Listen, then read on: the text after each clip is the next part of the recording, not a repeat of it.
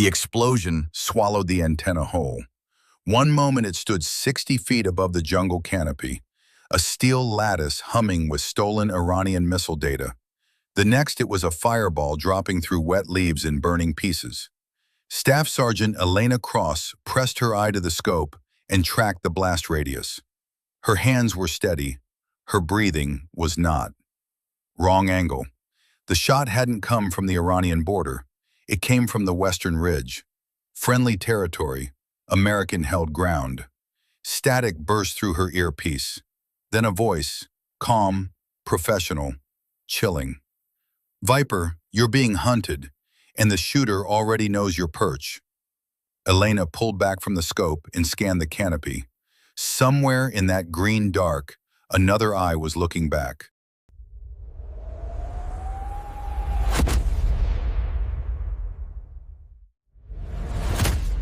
The helicopter dropped below the cloud line at 0340 hours, and Elena Cross got her first real look at Firebase Shepherd. It wasn't much to look at. 3 prefab structures half swallowed by jungle growth. 2 antenna arrays rising above the canopy like rusted fingers. A perimeter of razor wire that something, she couldn't tell what, had already pushed partway flat on the eastern side. The whole compound sat in a natural depression between 2 ridgelines, invisible from satellite unless you knew exactly where to look. Which was the point. The pilot didn't speak during the descent.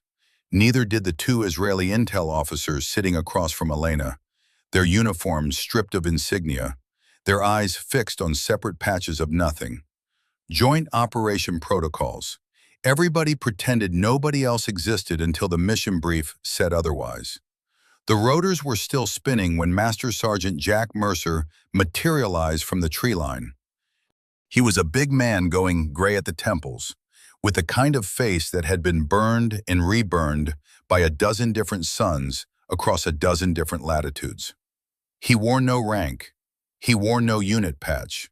He carried a battered Pelican case in one hand and a thermos of coffee in the other, and he moved with the unhurried certainty of someone who had done this, specifically this, the receiving of nervous young soldiers in the middle of nowhere, many times before. "Staff Sergeant Cross," he said it the way you say a street address. Accurate, nothing more. "Master Sergeant," she matched his register. "Jack," he handed her the thermos. "We're past rank here. Drink that. It's going to be a long 24 hours. She drank. The coffee was terrible and very hot, and she was grateful for both. He walked her through the compound while the Israeli officers disappeared into one of the prefab structures with their equipment cases.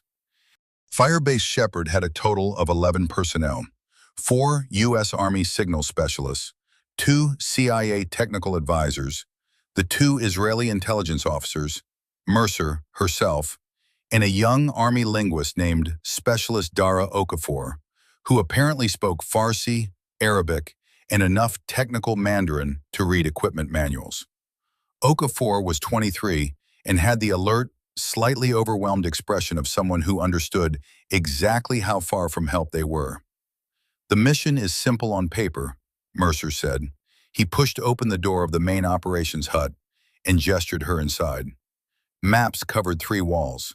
The 4th wall held a bank of signal monitors, all of them active, all of them scrolling data streams that meant nothing to Elena and apparently everything to the specialists hunched before them.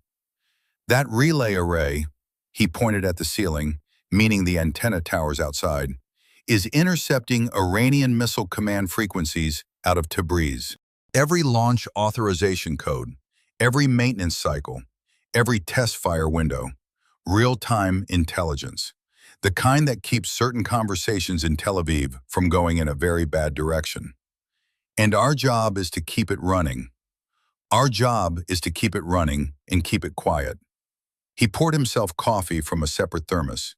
His own, she noted, which suggested he'd learned something about sharing supplies in the field.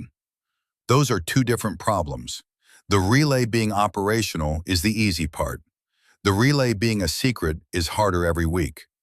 Iranian patrols? Occasionally, but Iranian patrols we plan for. He looked at her directly for the first time. His eyes were the particular gray of very old ice. It's the things we don't plan for that brought you here, Cross. I requested a sniper. Command sent me you. I read your file on the flight in. Montana, wildlife tracking before you enlisted. 3 years Ranger qualification. 2 deployments. He paused. You know how to watch. I know how to wait, she said. He almost smiled. Better. Outside, the jungle pressed against the wire and breathed. She climbed the Eastern Communications Tower at first light. The structure was 43 feet of bolted steel, half overgrown with climbing vines, swaying very slightly in a wind she couldn't feel at ground level.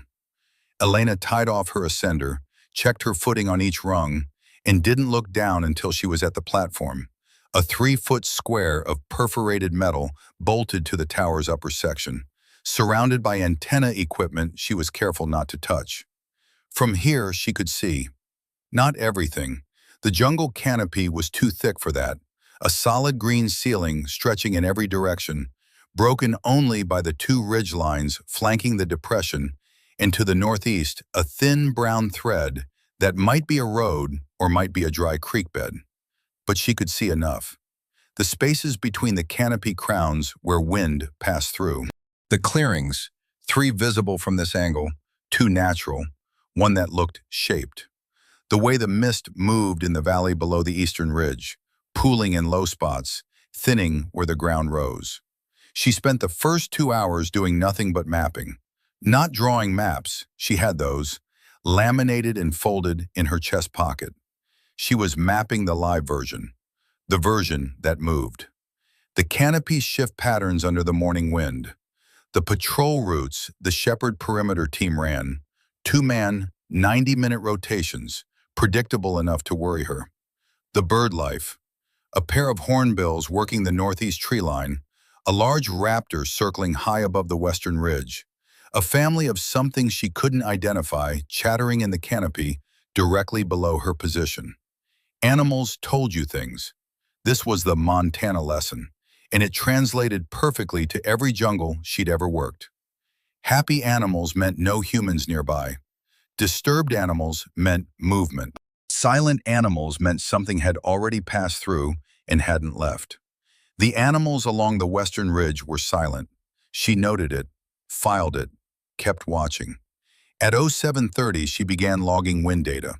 The valley created a channeling effect that pulled air from the northeast through the depression and up the western slope, which meant a shooter on the western ridge would have a consistent left-to-right push at her tower position, 5 to 8 miles per hour based on the canopy movement, significant at range. She made the calculation automatically, the way she'd once calculated elk movement across a draw in the Swan Range, adjusting for elevation and thermals and the way cold morning air behaved differently than afternoon heat. At 0840, she found the first anomaly. It was small, a single branch in the canopy, roughly 200 meters northeast, that moved against the wind direction for 3 seconds and then stopped. Not a bird. The movement pattern was wrong, too deliberate, too controlled. She kept her scope on the area for 11 minutes. Nothing else moved. The hornbills returned to their tree. The morning insects resumed their layered noise. Whatever it had been, it was gone, or it was still. She noted the coordinates and climbed down. Mercer was in the ops hut reviewing signals intercepts when she found him. "Western Ridge is quiet," she said. "Wrong kind of quiet." He looked up from the monitor. "Explain."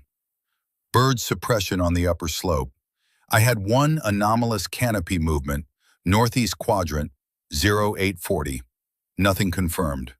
She spread her range card on the table next to his maps. "And the perimeter patrols are too predictable. Same route, same timing, 90-minute cycle. Anybody watching this compound for 48 hours knows the pattern." "I know the patrol pattern," Mercer said.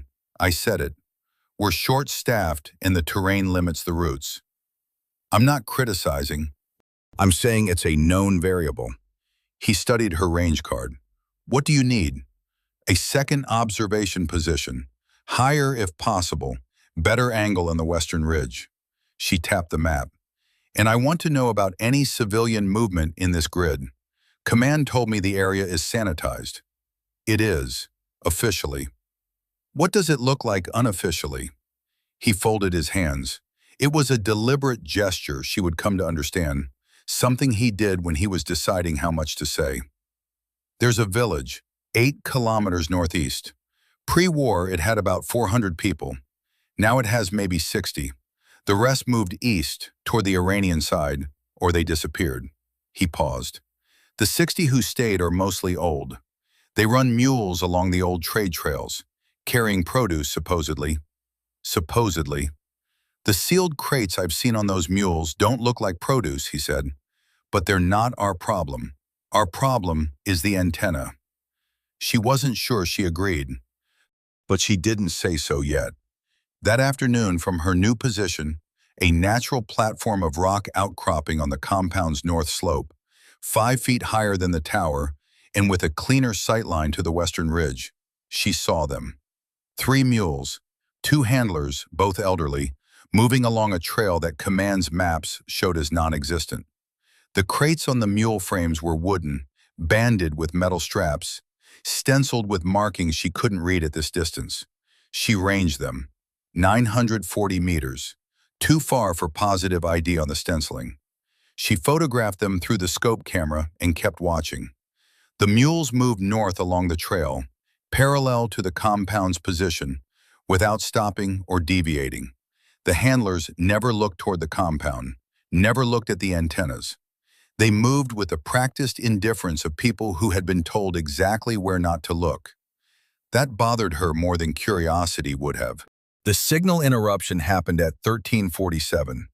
3 seconds of total radio silence across all frequencies, including the encrypted tactical channels that were supposed to be immune to environmental interference. Elena was at the rock outcropping when it happened.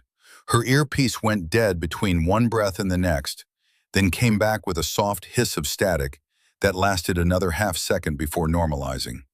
She keyed her radio. "Shepherd Base, Viper. You copy?" "Copy, Viper." It was one of the signal specialists. She'd learned their names by then. A sharp-eyed woman named Reyes. "We had a 3-second blackout across the board. Still diagnosing." "What caused it?" A pause. "Unknown. Could be atmospheric. We've had humidity spikes that affect the antenna coupling." "Could be something else." Another pause, longer.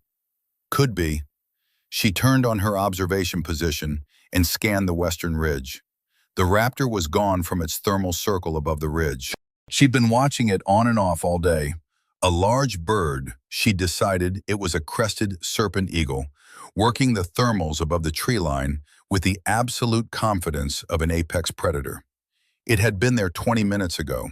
Now the sky above the western ridge was empty. She keyed her radio again. "Mercer, go ahead." The 3-second jam, when exactly did it start?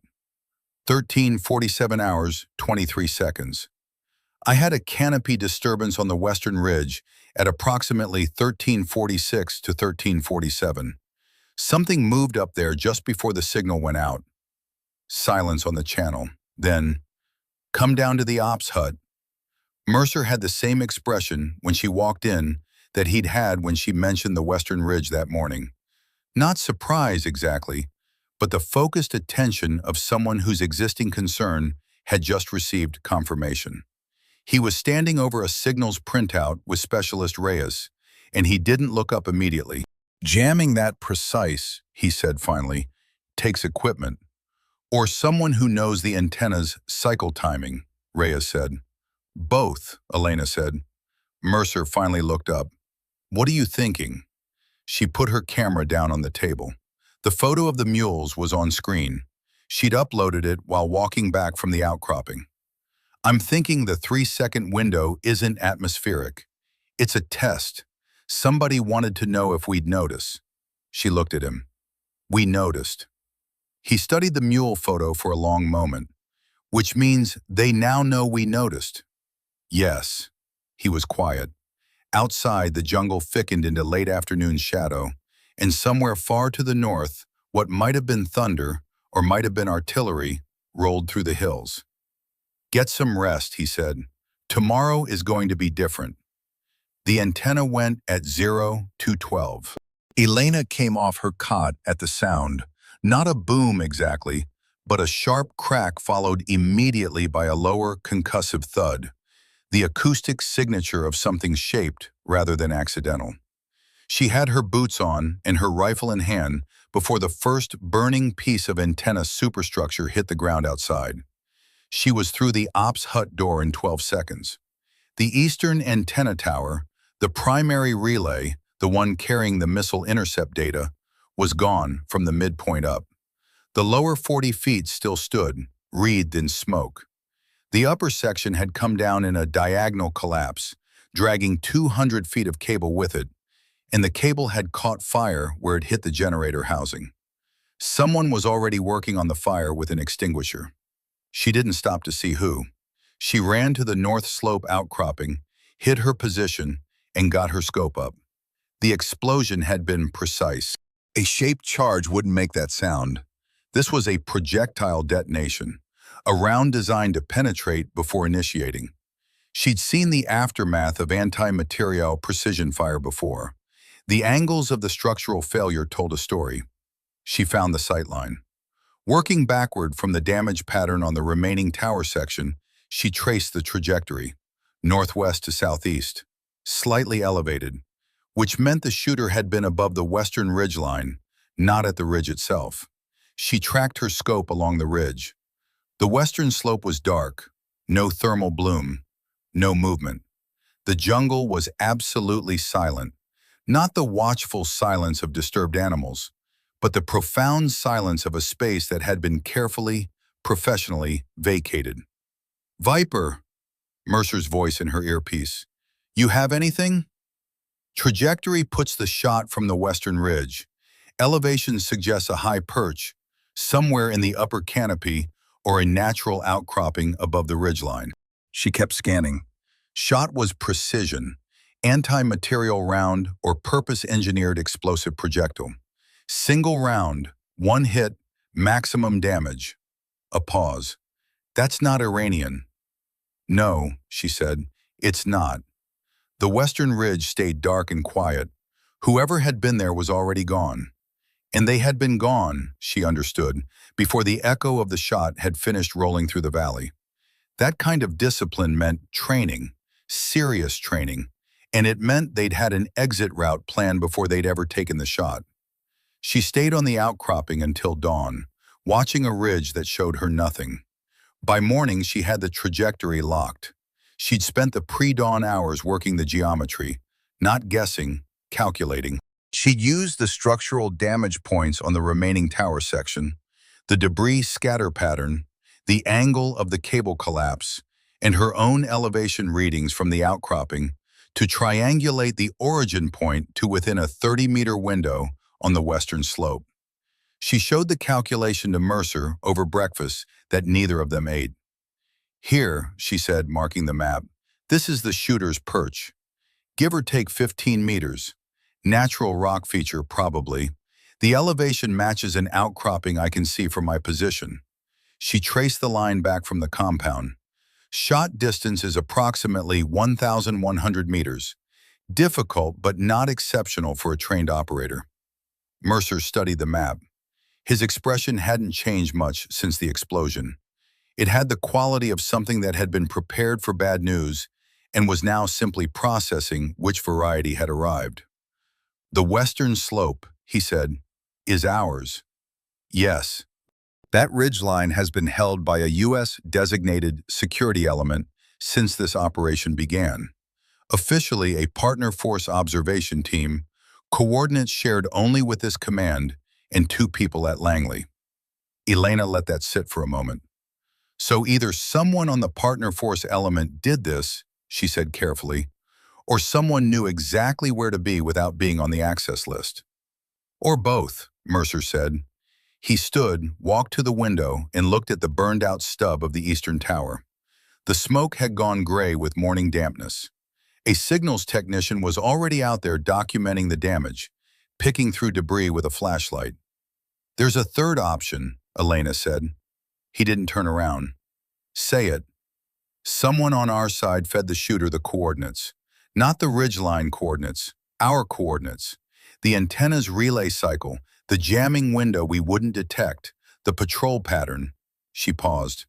The 3-second test 2 days ago, they were confirming our detection threshold. Mercer turned around. You figured that out this morning? I figured it out at the outcropping last night, she said. I've been deciding whether to say it. He looked at her for a long moment. Then something shifted in his face. Not relief, but something adjacent to it. The expression of a man who had been carrying a weight alone and had just been told he didn't have to. Get your rifle, he said. We're going to have a different kind of conversation. The conversation happened in the equipment storage room, which was the only space in Firebase Shepherd without an active signals monitor or a live feed to the operations center. Mercer locked the door. He pulled a tablet from his Pelican case and placed it on a folding table between them. What I'm showing you has a compartmentalization level above your clearance, he said. You're seeing it because I need you to understand what we're protecting and why someone wants it gone. The files were dense with technical notation, but the summary was clear enough. The relay antenna wasn't just capturing Iranian missile command frequencies, it was capturing authorization codes, the specific cryptographic handshakes that Iranian missile batteries use to validate launch orders. Every code captured, every cycle logged, every pattern analyzed, added to a database that could, theoretically, allow Allied forces to spoof a launch abort command at a critical moment. A hard kill switch built from stolen mathematics that would never appear in any official weapons inventory. This took 3 years to build, Mercer said. The Iranians don't know we have it. If they knew we had it, they would change every code in their arsenal within 72 hours, and the whole database becomes worthless. So the relay has to stay dark, Elena said. The relay was staying dark, past tense. He swiped to a second file. 6 weeks ago, one of our technical advisors here, a contractor, not Army, began routing small data packages to an external server. The packages were designed to look like signal noise, but Reyes found the pattern. He paused. The data was going to a private defense intelligence firm, Meridian Strategic Analytics, based in Luxembourg, funded through 3 shell companies, with clients that include 2 rival defense contractors who would benefit enormously from a U.S.-Iranian escalation. Elena absorbed this. They were selling the intercept data, selling it and using it. If Meridian feeds enough of that data to the right people on the Iranian side, if Tehran starts to understand they've been compromised, the Iranians don't just change codes, they escalate. The window for a preemptive Israeli strike opens. The defense contracts for the response follow. He folded his hands. Our contractor disappeared 4 days before you arrived. We believe Meridian sent someone to clean up the operation. Someone who wants the relay destroyed, Elena said, to erase the evidence of the data sale. And to trigger the escalation anyway, Mercer said. The relay going dark publicly, the Iranians pick it up, they know the Americans had a listening post on their missile frequencies. Everything blows up regardless. He tapped the table. Destroying this antenna is worth billions to the right people. Elena thought about the mules, the sealed crates, the handlers who knew exactly where not to look. She thought about the precision shot, the 1,100-meter cold zero in pre-dawn darkness, the planned exit route. The shooter on the western ridge, she said. They're not military, not regular military. This is a contractor operation. Almost certainly. Which means there's more than one of them. Almost certainly, Mercer said again. She looked at the tablet, the data streams scrolled in silence. Somewhere in those numbers was a reason for everything that had happened in the last 48 hours, and a reason for everything that was about to happen. The antenna can be repaired, she said. How long? 48 hours minimum, 72 realistic. Then we have 72 hours to find whoever is out there before they finish the job. Mercer looked at her. For the first time since she'd arrived at Firebase Shepherd, she saw something in his gray eyes that wasn't calculation or reserve. It was, she thought, something close to respect. "There's one more thing," he said. He reached into the Pelican case and pulled out a single printed photograph. Grainy, thermal capture quality, date stamped 4 days ago. "This came from a recon drone we flew over the Western Ridge the morning our contractor disappeared." The photo showed a figure in the upper canopy of the western slope. Small framed, light equipment load, positioned in a way that suggested specific training in elevated concealment.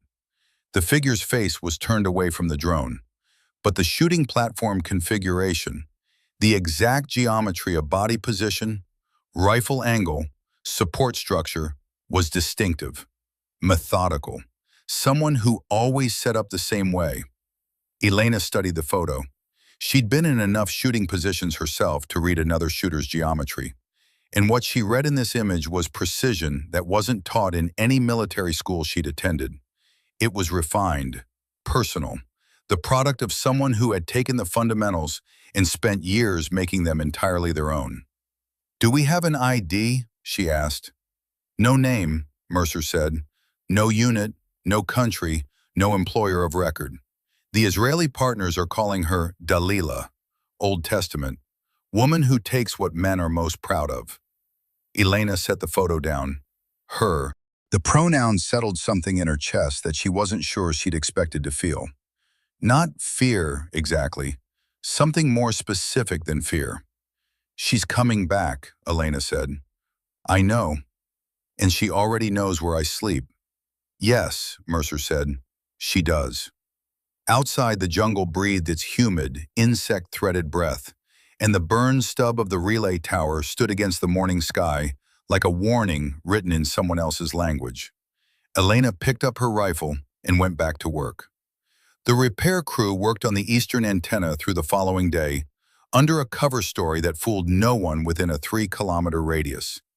3 technicians, scaffolding, a generator running louder than anything at Firebase Shepherd had any right to be. Mercer had approved the operation, knowing it broadcast their position like a signal flare, because the alternative, leaving the relay dark while they hunted an enemy they couldn't locate, was worse. A dead antenna told Meridian their shot had landed. A crew working on a damaged antenna told them something more complicated. Elena spent those 31 hours on the North Slope outcropping. She ate there. She drank there. She urinated into a plastic bottle and didn't leave her position. She slept in 2-hour rotations, sitting up, scope across her knees, letting her unconscious mind continue cataloging the ambient sound patterns so that anything that broke the pattern would surface her into wakefulness before her conscious brain could form the question. She was looking for Dalila, not with any expectation of finding her. A shooter that precise, operating in familiar terrain, would not be visible unless she chose to be. But the search itself was information. The spaces where Dalila wasn't told Elena something about where she was. And the places Elena's scope found nothing, day after day, told her something about the geometry of the western slope that no map had bothered to capture. The anomalies were small. Day 1. A section of canopy on the upper western ridge, roughly 40 meters wide, running northeast to southwest along the slope's natural grain, where no birds landed. Not suppressed like the morning of the explosion, just avoided. As if something in that corridor smelled wrong, or sounded wrong, or simply registered as not right to the nervous systems of creatures that had been reading this jungle for generations longer than any human operation had been running through it. She marked the corridor on her range card. Day 2, the mules again. Same trail, same handlers, same careful avoidance of any sightline toward the compound. But this time the crates were different, lighter, based on the way the frames sat on the animals' backs. The handlers moved faster, and one of them, the younger of the two, a man she put in his late 40s, paused once, very briefly, and looked northeast. not toward the compound, northeast, toward the corridor of avoided canopy on the western ridge. She photographed the look. Day 3, moss disturbance. She found it through the scope at 09:15 on a rock ledge at the upper edge of the avoided corridor, a patch of green-gray growth that had been compressed and then partially recovered, the way moss did when something had rested on it for an extended period and then removed itself hours or days ago. The compression pattern was roughly the size and shape of a bipod footprint, a bipod set at a very specific angle, not the angle of someone overlooking the compound from the ridge, a slightly different angle, covering the north slope outcropping, covering her position. She had been watched while she was watching. The understanding arrived without panic. She allowed herself exactly 4 seconds of sitting completely still, not frozen, just present with the information. And then she began the slow, deliberate process of evaluating what it meant. Delilah had been in that position recently, not during the explosion, not during the 3-second jam test, more recently than that. She had positioned herself to observe Elena's observation post, which meant she had already identified it, which meant Elena's current position was compromised, which meant she keyed her radio very quietly. "Mercer, I need a secondary observation position. Eastern side. Can you clear me a path to the water tower without the repair crew seeing me move?" "Give me 10 minutes, Mercer said, without asking why. She spent those 10 minutes photographing the moss compression from 7 different angles, measuring the sightline by calculation, and committing to memory the exact set of canopy features that had led her to that spot on the ridge. Because she would need to find it again from a different angle when she had a better understanding of how Delilah moved. The shooter had a signature. She could see it now, scattered across 3 days of observation, like a sentence written in a language she was just learning to read. Delilah always chose elevated positions, always positioned to observe her observer before moving into a shooting platform, always left through the natural drainage lines in the terrain, the paths of least resistance that human beings didn't bother to map because they were too overgrown for comfortable movement, but perfectly functional for someone willing to move slowly and low. "You're protecting the wrong tower," the encrypted burst had said. Elena didn't know yet what the right tower was, but she was starting to understand the woman who had said it. The data technician's name was Chen Wei, and he was the problem Mercer hadn't mentioned during the initial brief. He was a civilian contractor, mid-30s, with a specific brand of self-assurance that came from being the only person in any room who fully understood the equipment. He'd been at Firebase Shepherd for 6 weeks, longer than anyone else currently on site, and he moved through the compound with the proprietary ease of a man who considered it more his territory than anyone else's. He was also, Mercer confirmed quietly, the contractor who had been routing data packages to Meridian's external server. "Then why is he still here?" Elena asked. "Because Reyes caught the routing 3 days before he was scheduled to exfil, and pulling him out would have flagged the entire operation to whoever was coordinating with him on the outside. We've been letting him believe he's unsuspected." Mercer's expression was the flattest she'd seen it. "And because he's the only person on site who can run the repair calibration on the antenna coupling. We need him functional for another 18 hours. And after that, he takes a very uncomfortable helicopter ride to a facility in Djibouti and becomes someone else's problem." The problem with this plan became apparent at 14:20 hours when Specialist Reyes intercepted a burst transmission from Chen Wei's personal device, a modified satellite communicator he'd apparently kept hidden in his bunk that contained GPS coordinates. Their GPS coordinates, and a single additional data point, the scheduled calibration window for the antenna repair.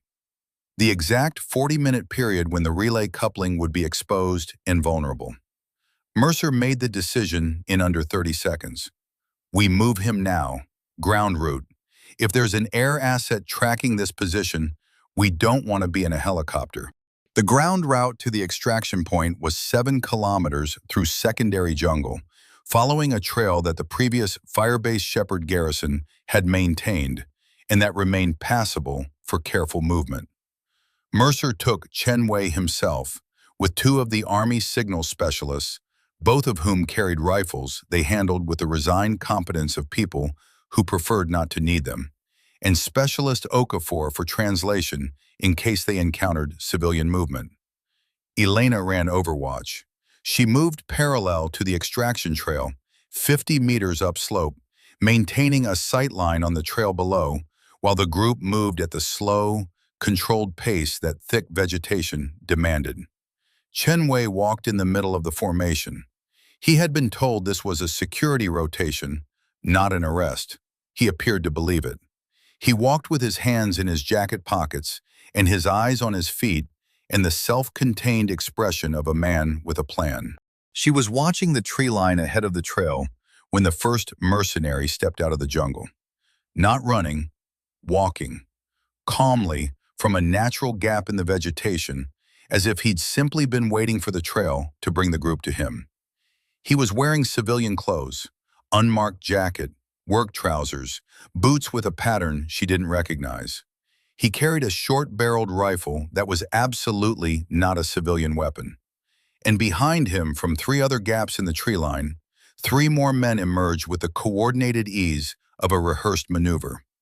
They were positioned to cut the trail in front and behind the group simultaneously. Classic isolation setup.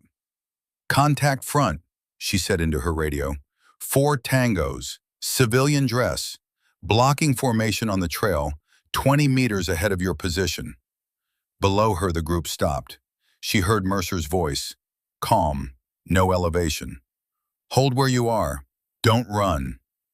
The lead mercenary raised one hand, not a weapon posture, a stop gesture. He said something she couldn't hear clearly from her angle. Okafor's voice came back, translating for the group. She was already calculating. 4 targets, trail formation, which meant they were bunched along a linear axis.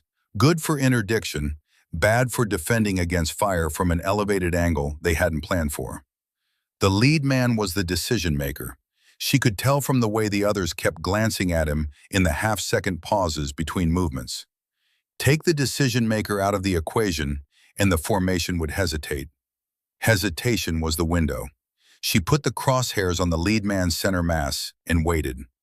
"Viper," Mercer's voice in her ear, so quiet it was almost a breath. "They're not Iranians." "I know. Western-made rifles. The one on the left has Mali webbing, U.S. pattern." "I see it. Don't shoot unless—" The lead mercenary raised his rifle. She squeezed twice. The lead man went down. She shifted right, acquired the second target before the sound of the first shot had finished echoing through the valley. Squeezed once more. The remaining 2 broke from the trail into the tree line, which was tactically correct, cover and concealment. But it meant they were running, not fighting. And running men in dense jungle don't shoot accurately. Mercer's voice. "Move! Now! Fast!" The group ran. She covered their movement from the ridge, scanning the tree line for the 2 remaining mercenaries, while the extraction team crashed through the undergrowth below her. One of the signal specialists was pulling Chen Wei by the arm. He was no longer walking with his hands in his pockets.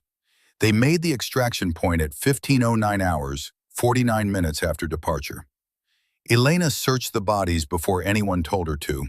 Standard. The lead mercenary had no identification, no unit patches, no dog tags.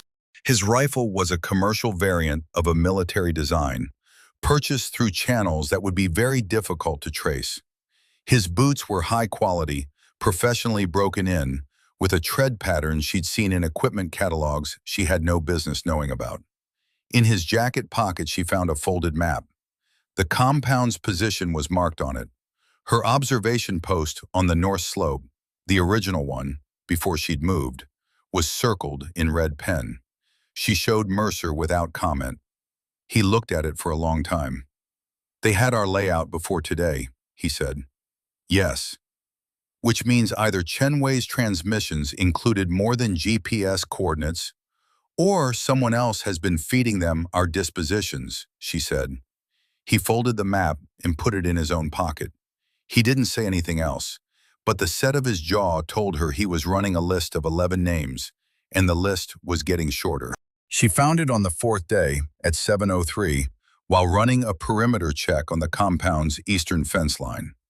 It was disguised as a seed cluster, the kind of large, fibrous seed pod that the dominant canopy trees dropped in abundance, brown and irregular, easily overlooked in the constant litter of organic debris that covered every surface in the jungle. This one was lodged in the fork of a branch approximately 8 feet off the ground, just inside the perimeter wire. She noticed it because it was lodged too perfectly. Natural seed pods fell and caught randomly. This one sat in its fork with a precision that suggested placement rather than accident. She didn't touch it. She photographed it from 4 angles and walked back to the ops hut with the same unhurried pace she used for everything, because pace was information, and she had no interest in broadcasting alarm. Reyes identified it in under 2 minutes from the photographs. A commercial micro-surveillance platform. The chassis was a modified version of an agricultural monitoring drone, the kind used for crop surveys across the Middle East and Central Asia. The optical package was not agricultural. It was a low-profile, wide-angle unit with continuous record capability and a passive transmission mode that stored footage locally until a receiver came within range for burst upload. "How long has it been there?" Elena asked. "The battery on that unit runs approximately 7 to 10 days on passive record," Reyes said. "So minimum 7 days, maximum 10. She paused. "Possibly longer if it's been swapped." Elena thought about that. 7 days ago, she hadn't been at Firebase Shepherd yet. The drone had been watching before she arrived. It had watched the relay tower in its final intact days. It had watched the repair crew. It had watched her observation post on the north slope. It had given Delilah everything she needed to know about Elena's position, her patterns, her timing. The drone was Delilah's eye when Delilah couldn't be physically present. "Can we backtrack the transmission range?" Elena asked. Reyes shook her head. "Passive recording, burst upload. The upload happens when a receiver is close enough to trigger it. Could be a vehicle passing on the road 8 kilometers away. Could be another drone acting as a relay node. We'd need to monitor in real time and get lucky." "Leave it," Elena said. Reyes looked at her. "Leave it?" "Leave it in place. Tell no one it's there, outside this room. And set up a camera to watch the drone." She paused. "Whoever retrieves it will be carrying the footage of everything we've done for the past week. I want to know when they come for it." She left Reyes setting up the counter-surveillance and went back to the eastern fence line. She stood 20 meters from the drone's position and looked at the compound from its angle of view. Everything it had seen, she had shown it. Every movement, every patrol, every time she'd climbed to the outcropping, every time she'd come down, every conversation held in the open air, every piece of equipment carried between structures. She stood there for a while, absorbing the specific discomfort of that understanding. Then she went back to work. The encrypted burst arrived at 2,247 hours on the 5th day. It came through a frequency she wasn't using, a civilian aviation band, technically, the kind of frequency that environmental monitoring equipment sometimes occupied in remote areas. It arrived as what looked like instrument noise, a random scatter of signal artifacts, and it would have been invisible to anyone who wasn't looking for it. Reyes had been looking for it. She'd been scanning every frequency accessible from Firebase Shepherd since the drone discovery, running a correlation algorithm she'd written herself, looking for signal patterns too regular to be truly random. She found the burst at 2,247 and had it decrypted by 2,303. Elena read the transcript at 2,310. "The IPER. You've been watching the wrong ridge. You know that now. The tower intercepts more than missiles. The data is already sold. Meridian has buyers in 3 governments. Your command knows. Langley knows. Destroying the tower stops the transmission. It doesn't stop the war, but it stops this part of it. You're protecting the wrong tower. She read it 3 times. Then she set the transcript down on the ops hut table and looked at Mercer. He had been standing behind her left shoulder since Reyes had called them both in. His face, in the monitor light, had the quality of old stone, not expressionless, but weathered past the point where individual expressions left much trace. "She knows my call sign," Elena said. "Yes. She's been in contact with this frequency for at least 5 days. She knew which band we'd be scanning." "She knew because she's done this before," Mercer said. "On the other side of it." Elena looked at him. "She's former intelligence. Israeli intelligence is my read. The operational methodology, the drone, the encrypted burst protocol, the way she identified your position before establishing communication. That's a specific tradecraft pattern. Not military, intelligence." He paused. "She went private.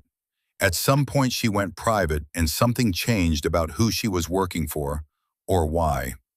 The message says Langley knows about the data sale." Mercer was quiet. "Mercer, there are people at Langley," he said carefully, "who benefit from certain kinds of instability. This isn't news. This isn't even unusual, historically. What's unusual is how clean this particular operation has been, how contained. Nobody was supposed to find the data routing until after Meridian's buyers had moved. Reyes finding it 3 days early is what broke the timeline." "So Delilah wasn't supposed to need to destroy the tower," Elena said. "She was supposed to wait until the data was safely distributed and then destroy the tower to eliminate the evidence. Clean termination of a completed operation. And Reyes finding the routing compressed the timeline. Delilah had to act before the data transfer was complete." He paused. "That's why the message says the data is already sold. She's telling you that the relay being operational doesn't matter anymore. The damage is done." Elena looked at the transcript again. "You're protecting the wrong tower." "Then what's the right tower?" she asked. Mercer pulled a chair from the table, turned it around and sat with his forearms on the back. He looked like a man who had been carrying a specific piece of information and had been waiting to know whether the moment to use it had arrived. "There's a secondary relay," he said. "Not on any map I've been shown officially, but I know what the cable routing under this compound looks like. And 3 days ago, I found a fiber conduit that doesn't connect to either of our antennas.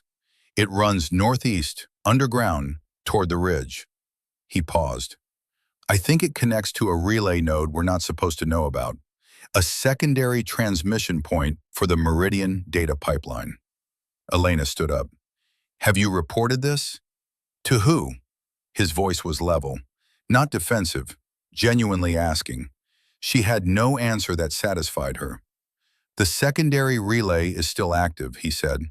"The eastern antenna going down didn't stop the transmission. Meridian is still pulling data. And whoever at Langley is covering for them is making sure the official reporting from this site reflects a successful defense operation, not a compromised intelligence pipeline."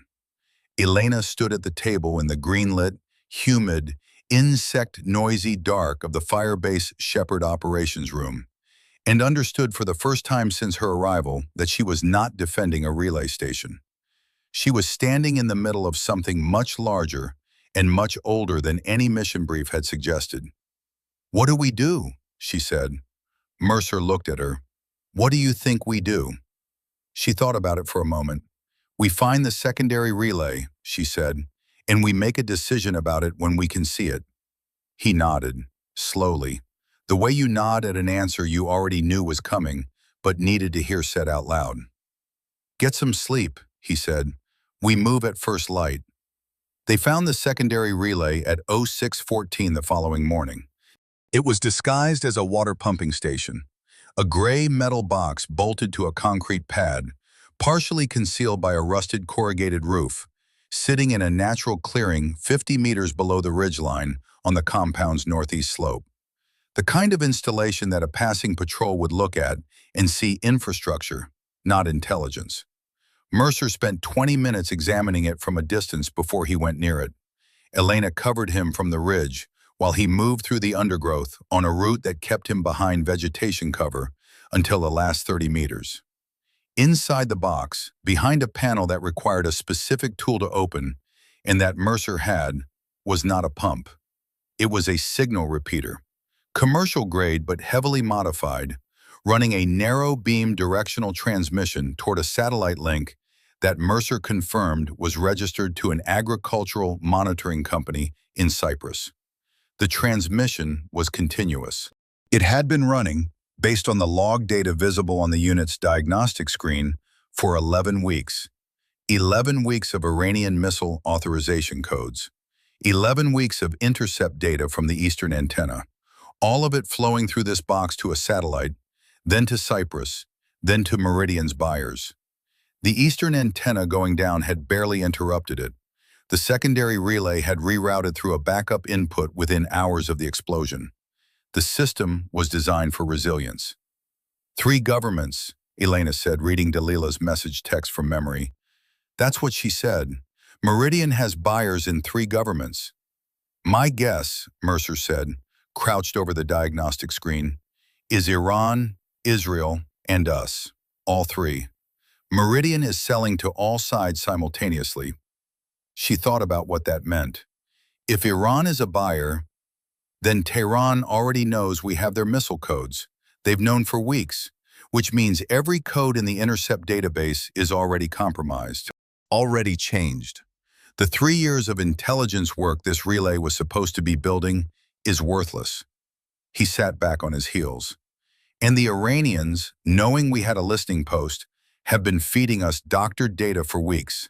Whatever our missile defense posture is based on from this relay, it's based on what Iran wanted us to believe, Elena said. The jungle was very quiet around them. Somewhere above, the wind moved through the high canopy, and the leaves made their constant, slight sound indifferent. Who built this? She asked. The secondary relay. It's been running 11 weeks. Someone at this installation installed it. Chen Wei, Mercer said, and he's in Djibouti. And the people who authorize his access to this site, he stopped, are the same people who would benefit from burying this, Elena finished. He didn't answer. He closed the panel on the repeater box and stood up slowly, with the careful movement of a man whose knees had absorbed a great deal of jungle terrain over a long career. We have a problem, he said. Several. The specific problem I'm referring to is this. He turned to face her. If we report this through the standard chain, the report goes to the same command element that authorized Chen Wei's access, and that is currently receiving what it believes is the operational status of this facility. We have no way to know how deep the compromise goes. Standard reporting may be the one action that guarantees this gets buried. Elena looked at the relay box. So we can't report it. Not through standard channels. What other channels do we have? He reached into his jacket and pulled out a sat phone. Not the unit issued by Firebase Shepherd's communications inventory, a different device, smaller, with a proprietary casing she didn't recognize. I have one contact, he said. Senate Armed Services Committee, staff level, oversight function. Someone who has been asking questions about Meridian for 18 months and has had every inquiry stonewalled. He paused. It's not a military channel, it's a political one, which means anything I tell this person becomes ammunition in a process I can't control. Elena looked at the phone, then at the relay box, then at the jungle around them, which was peaceful and very green and completely uninterested in the decisions being made inside it. Make the call, she said. Mercer looked at her for a moment. You understand what this starts. I understand what it stops, she said. Make the call. He did. She provided cover from the ridge while he spoke for 6 minutes in quiet, precise sentences to someone in Washington, D.C., 7 time zones away. When he finished, he pocketed the phone and climbed back up to her position. 48 hours, he said. Maybe 72. They need to move quietly. We have to stay operational for 72 more hours, she said. Yes. And Meridian knows we found the drone. They know we'll find the relay soon. They're going to accelerate. Yes, he said again. I know. Below them, the relay box hummed softly in the jungle morning, transmitting its stolen data to a satellite that didn't care. She felt it before she heard it. A pressure change in the air, faint but real. The kind of thing that registered in the body before the conscious mind could form a question. She was moving from the secondary relay site back toward the compound when it happened, crossing a 15-meter open section where the undergrowth thinned near a natural rock shelf. She threw herself left. The round hit the rock shelf where her right shoulder had been, half a second earlier. The sound of the shot arrived a half second after that, the supersonic crack of a high-powered rifle from above into the west. She was behind a tree, breathing, processing. The shot angle was different, not the same position as the eastern antenna shot. Higher, farther along the ridge. Delilah had repositioned, which was expected. What wasn't expected, what Elena processed in the 3 seconds she spent behind the tree before moving again, was the shot itself. It hadn't been aimed to kill. The geometry was wrong for a kill shot. At that angle, with that distance, a shooter of Delilah's caliber could have put the round through her spine. Instead, it had struck the rock shelf at a point that would, if Elena had continued moving at her current pace without the pressure change warning, have struck her right shoulder. Wounding range, non-fatal. Either Delilah had missed, which Elena did not believe, or Delilah had chosen not to kill her. She moved, low, fast, using the terrain breaks she'd mapped from her observation hours on the outcropping. She broke left, then right, then left again, covering ground in a pattern that made her trajectory unpredictable while keeping forward momentum toward the compound's eastern entrance. No second shot came. She came through the compound entrance at a low run and didn't slow down until she was inside the ops hut with solid walls around her. Reyes looked up from her monitors. What? Shot fired from the western ridge. High angle, different position than the antenna shot. Elena was already spreading her range card on the table. Here, she's moved to this section of the ridge based on the sound arrival angle. She? The shooter, mark it. She stood at the table and let her heart rate come down while Reyes marked the position. The near miss sat in her chest like a physical weight. Not fear, she'd been shot at before, but something more specific. The particular weight of understanding that someone very skilled had just demonstrated their skill to her, deliberately, and had chosen to do so without killing her. That was a message. She thought about Delilah's encrypted burst. You're protecting the wrong tower. The message hadn't been hostile. It had been informational, like a warning passed between professionals who found themselves on opposite sides of a situation neither of them had fully chosen. She thought about the shoulder shot, the deliberate non-kill. She doesn't want me dead, Elena thought. She wants me moved. She wants me off this compound and out of her way, which meant Delilah had a timeline. A specific window in which she needed to complete her objective without Elena in her path. And the timeline was tightening. She went to find Mercer. They appeared at 15:30 hours, 17 of them. The same elderly villagers Elena had been watching on the mule trails, now assembled at the compound's main gate with the particular combination of patience and anxiety that suggested they had been told to be there at this time and were not entirely comfortable with the arrangement. Specialist Okafor met them at the gate and spent 12 minutes in quiet conversation before coming back to find Elena and Mercer. They say they need medical attention, Okafor said. He was young enough that his face still showed what he was feeling, and what he was feeling was not convinced. 3 of them have injuries, 1 serious, an old man with what sounds like a bullet wound in the thigh, several days old. From where? Mercer asked. They won't say. Okafor paused. But they know our perimeter. They came from the north, along the approach that avoids our camera positions. Someone told them how to approach us without triggering our sensors. Elena was already at the window, looking at the gate. 17 people, old, tired, carrying nothing that looked threatening. 3 with visible physical distress. And positioned, she noted, directly in the sight line between her observation post on the north slope and the section of the western ridge where Delilah's second shot had originated.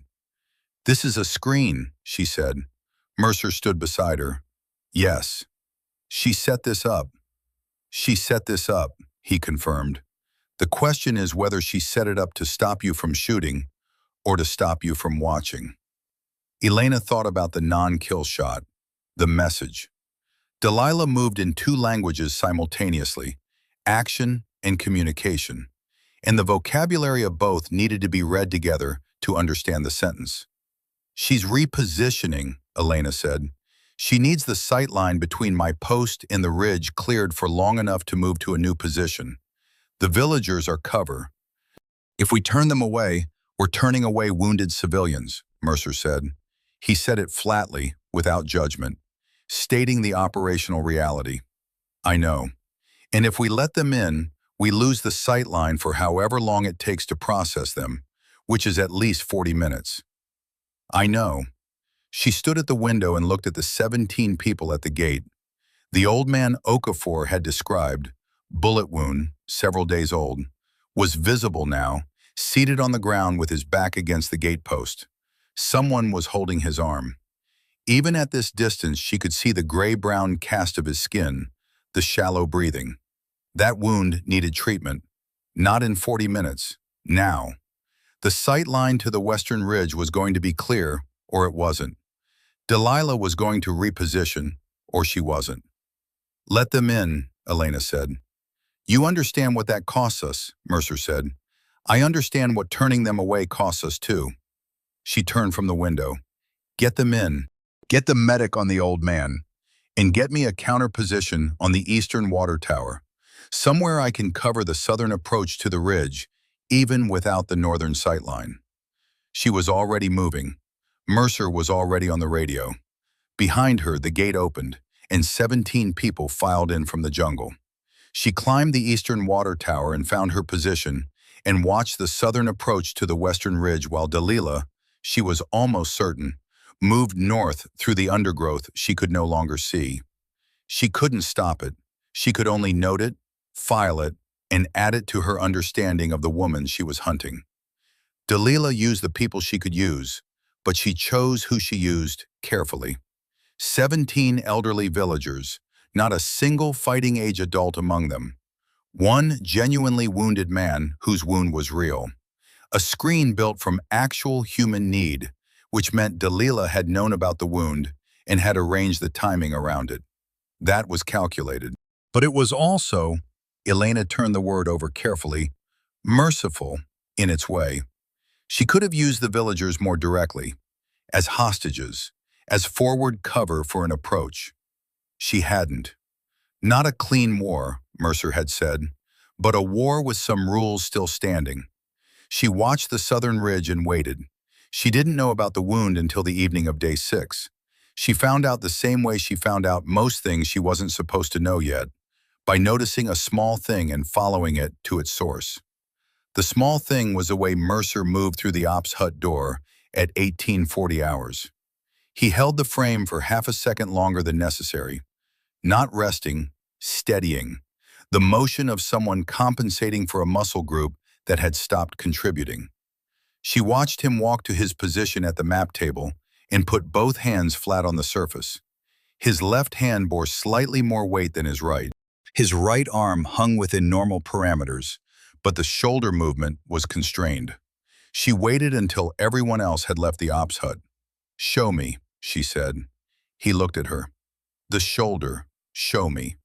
He exhaled once, the controlled release of someone who has been holding something for a long time and has decided the effort is no longer worth it.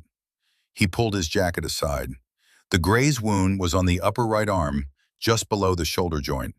A shallow channel, 3 inches long, A round had passed close enough to cut the surface without penetrating deeply. Clean, as grazes went, but it was 4 days old by her estimate, based on the healing pattern, which meant it had happened the night of the antenna explosion, and he had been managing it alone since then. The explosion night, she said. A fragment, when the cable burned through and snapped. Metal fragment, not a bullet. He said it calmly, as if this distinction made the management decision more reasonable. I cleaned it. It's not infected. She examined it carefully. He was right. No infection, clean edges, beginning to close. But a wound managed in jungle humidity for 4 days, without proper treatment, by a 63-year-old man who had been operating at full pace since the injury. You've been losing blood, she said, slowly. You've been making decisions while slowly losing blood. The decisions have been sound. She sat back and looked at him. He met her gaze steadily, with a particular combination of self-possession and stubbornness that she was coming to understand was simply the material he was made of. The call you made to the Senate contact, she said, was sound, he repeated, was necessary, and would have been made the same way with or without the arm. He paused. Is that what you're asking? She thought about it. No, she said. What I'm asking is how long before it affects your judgment in a way you can't compensate for. He was quiet for a moment. Honestly? Honestly. 48 hours, he said. Maybe less if we have another contact situation. She looked at him for a moment longer. Then she got up, found the compound's medical kit, and dressed the wound properly. He held still throughout. When she finished, he replaced his jacket and returned to the map table as if the conversation had been about equipment inventory. Tomorrow, she said, I take lead on tactical decisions. You've been taking lead on tactical decisions, he said. Now it's official. He almost smiled again. Noted. She went back to her position and thought about the 48 hours. 48 hours until Mercer's injury crossed a threshold. 72 hours until the Senate contact could move. The timelines overlapped. They would have to hold the compound and each other and the compound's secrets for a window that was smaller than she wanted and larger than it felt. And somewhere in the jungle, Delilah was moving to a new position, taking her time, building towards something Elena could not yet fully see. She found Delilah on day 7, or rather, Delilah let herself be found. The distinction mattered, and Elena understood it at the moment of contact, because the position Delilah was in, a natural rock depression on the eastern slope, 60 meters from the compound perimeter, visible from Elena's water tower observation angle, was not a position anyone operating at Delilah's level would occupy accidentally. It was a meeting. Elena came down from the water tower and moved through the compound's eastern gate alone. She told Mercer she was running a perimeter sweep. She left her rifle with him, a deliberate, visible gesture made at the gate facing the jungle. She was not certain Delilah could see it from where she was. She was reasonably sure she could. She moved through the undergrowth to the rock depression and found Delilah there, seated, with her own rifle laid across her knees. Not pointed, across them. Up close, she was younger than Elena had expected. Early 30s, small-framed, with a particular efficiency of movement that came from years of operating in the field. Nothing wasted, nothing extra.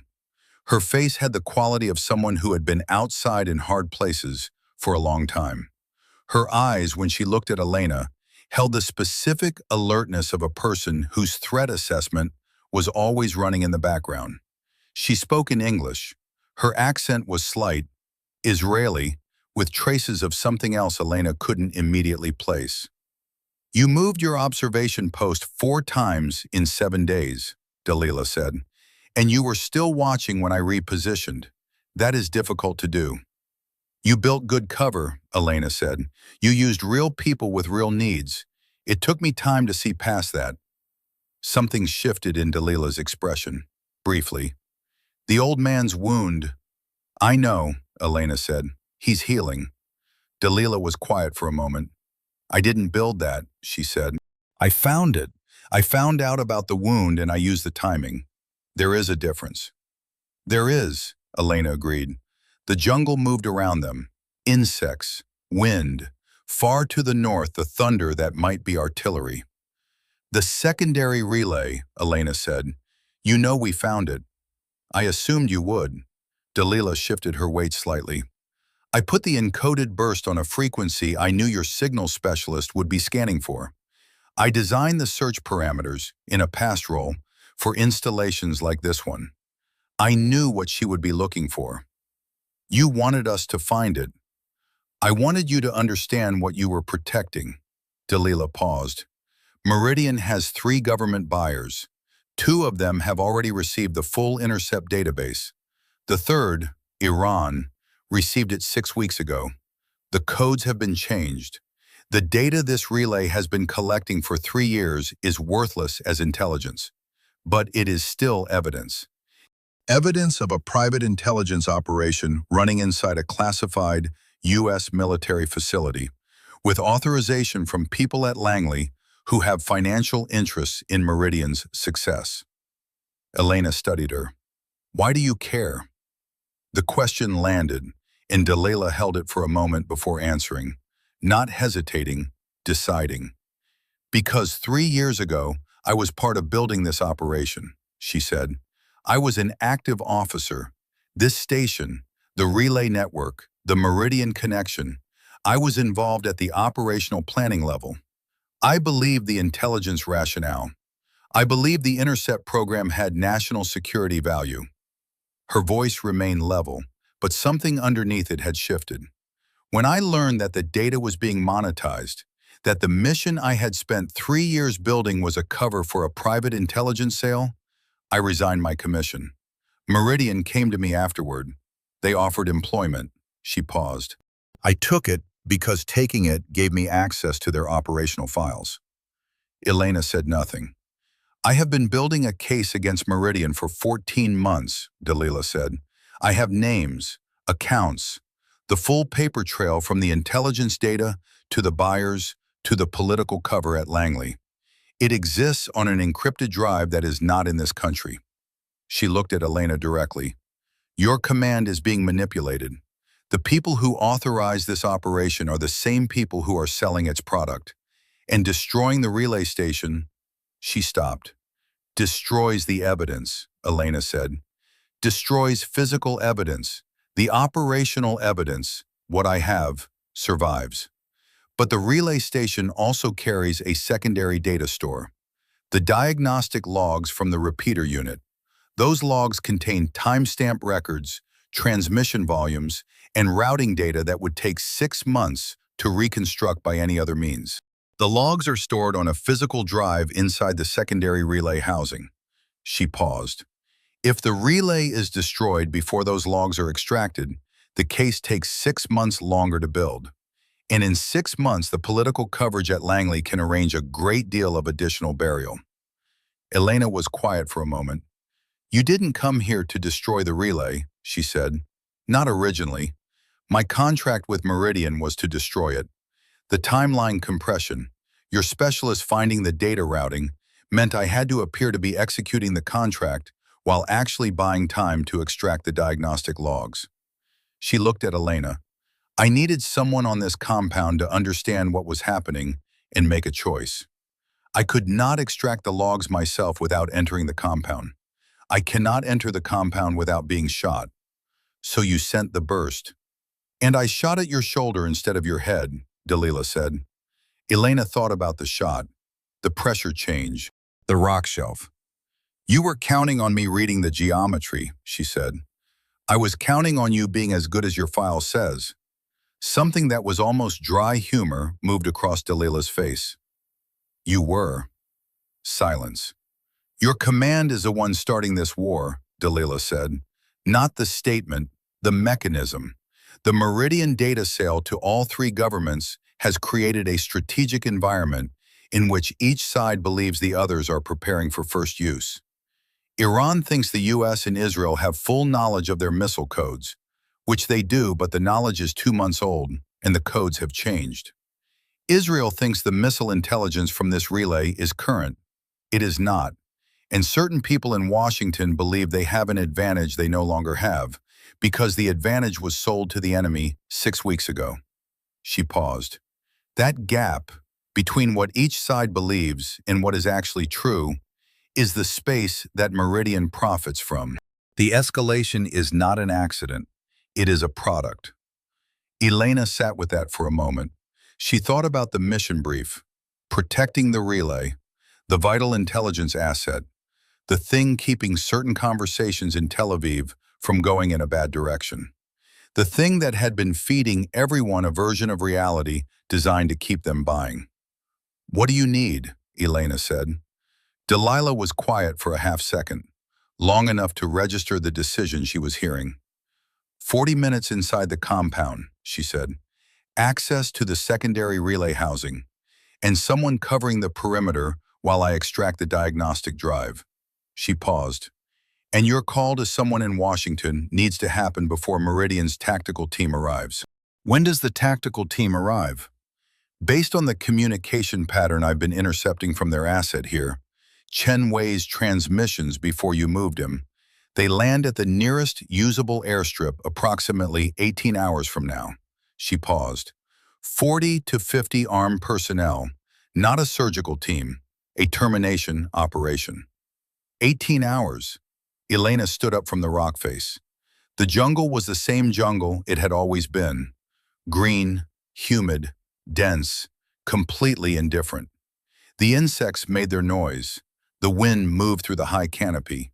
She thought about orders, about chains of command, about the 11 people inside the compound perimeter, and the 72-hour window that had just compressed to 18.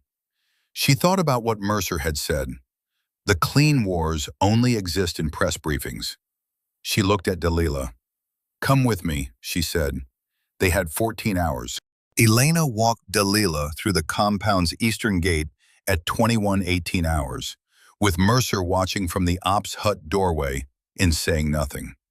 She had called him on the radio before leaving the rock depression, given him 60 seconds of summary, and heard the silence on the other end that told her he was running the calculation.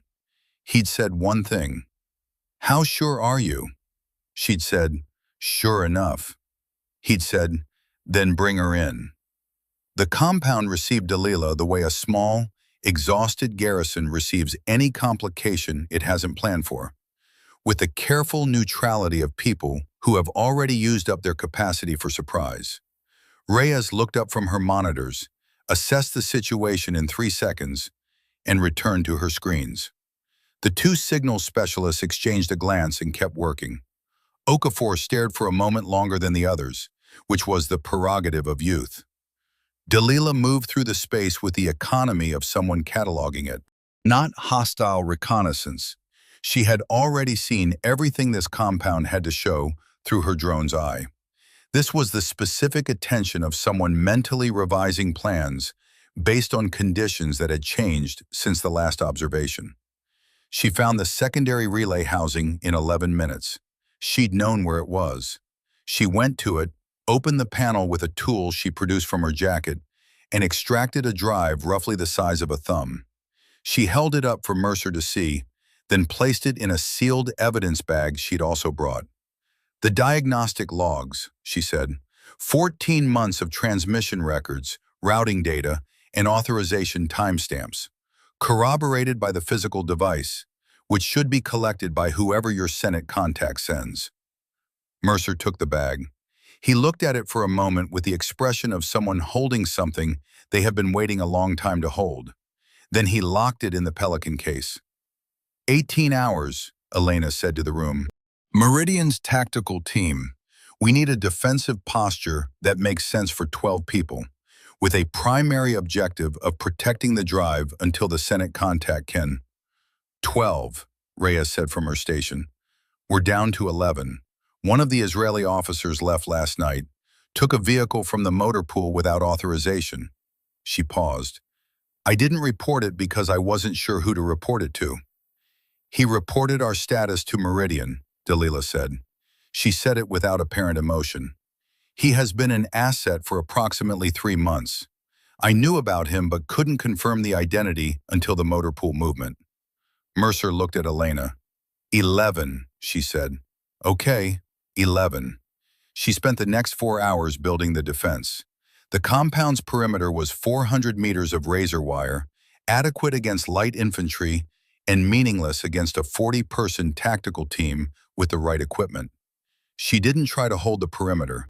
She contracted the defensive position to the 3 central structures, with interlocking fields of fire between them, and a prepared withdrawal route through the northeastern drainage ditch to a secondary rally point she'd identified on day 2. Delilah worked alongside her without being asked. She knew defensive architecture. She moved with the quiet purposefulness of someone who had done this before, and more than once. And she contributed 3 specific suggestions that Elena accepted because they were better than what she'd planned. A secondary observation post on the operations hut roof.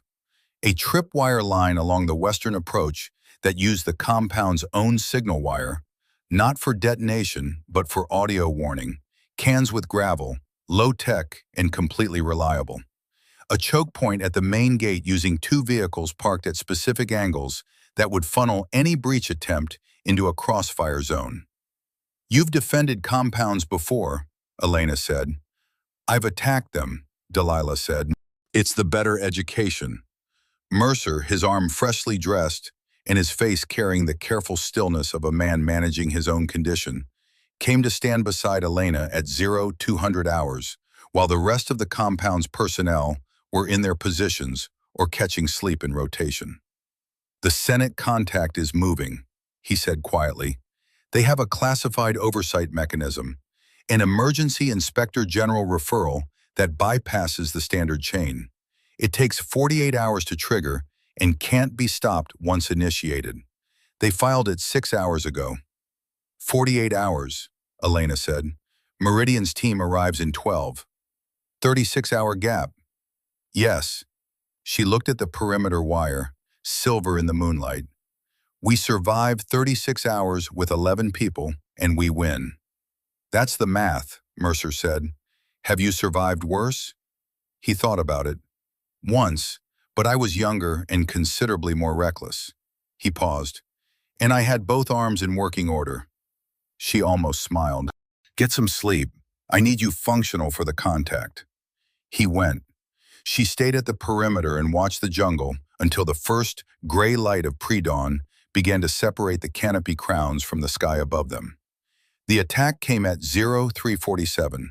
It began with the tripwire, the gravel rattle from the western approach, small, quick, the sound of something moving fast through the choke line at exactly the point Delilah had anticipated. Elena was on the ops hut roof, which gave her the best elevation in the compound, and she had the western approach in her scope when the first shapes resolved out of the pre-dawn darkness. Not 40, more than 40. She counted 12 on the western approach alone, moving in a loose tactical formation with a coordinated spacing of professionals who had rehearsed this specific entry. They were wearing civilian clothes over body armor, the same non-attribution pattern as the ambush team on the extraction trail, but more of it. More people, better equipped, better coordinated. All stations, contact west, she said into her radio. 12 plus on the western approach. Expect simultaneous contact north and south. Hold your positions until I call the engagement. Delilah's voice, calm. North approach, I count 8, 2 vehicles, lights off. Okafor from the eastern observation post. East is clear, so far. The eastern approach was the withdrawal route. They were leaving it clear deliberately, or they hadn't found it yet. Either interpretation required the same response. Mercer, Elena said. The drive, it needs to move, now. Understood. His voice had the quality of someone already in motion. Take Okafor, northeast drainage, Rally Point Alpha. Take the drive and the sat phone and do not stop for anything. A pause. That leaves you with 9. It leaves me with 9 people who don't have the only piece of evidence that can bring down Meridian in their hands. Go. Another pause, shorter. Copy. She heard the eastern door of the ops hut open and close. She did not look. She kept her scope on the western approach, where the 12 shapes had slowed and spread, forming a wider line for the final approach to the wire. Reyes, she said, cut all interior lights. Night optics only from this point. The compound went dark. In the scope, the western approach changed texture. The shapes became heat signatures, and heat signatures told a different story than visual profiles. She could see the way they breathed, the way they held their weapons, the way the formation leader, a larger figure, slightly ahead of the others, moved with the particular forward lean of someone who expected this to be fast. He expected to walk through. He expected a 6-person garrison defending a signals relay, probably half of them non-combat specialists. She aimed at the formation leader's right thigh, below the body armor. She breathed out. She fired. The formation fractured immediately, the disciplined fragmentation of trained personnel taking unexpected fire, each individual seeking cover while the formation center recalibrated. The leader went down, not dead, and the 2 people nearest him broke toward him, which broke the line. She shifted left and put a round through the engine block of the lead vehicle on the northern approach, visible above the wire. The vehicle stopped. The 8 personnel from the north dismounted and went to ground. All stations, she said, engage. The compound erupted. She worked the western approach from the roof, targeting movement and light discipline breaks, and the specific heat signatures that corresponded to the communication personnel, always identifiable by the antenna equipment, because disrupting their coordination bought more time than any equivalent number of conventional targets. She put 2 communication specialists down in the first 4 minutes, which she could tell because the formation's movement pattern changed from coordinated to reactive. Reactive meant they were now operating on individual judgment rather than formation orders.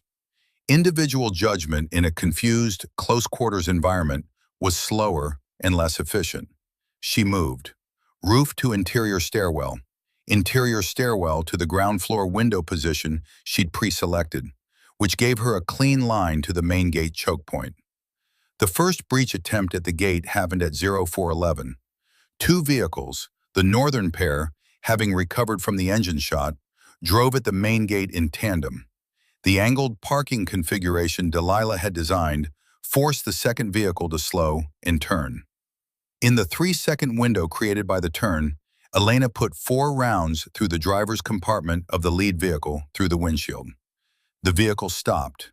Crossfire from Reyes's position, northeast corner, took the occupants of the second vehicle as they dismounted. The breach failed. But there were still 30-plus personnel in the jungle outside the wire, and they were reconfiguring. She found Delilah in the main corridor, reloading with the calm efficiency of someone for whom this was not the worst situation she had been in.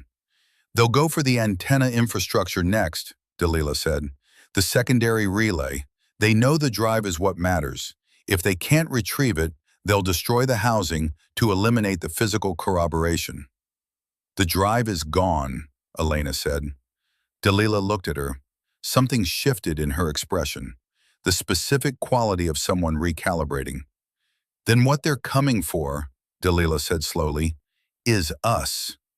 Not the relay, not the data, the people who knew, the living evidence.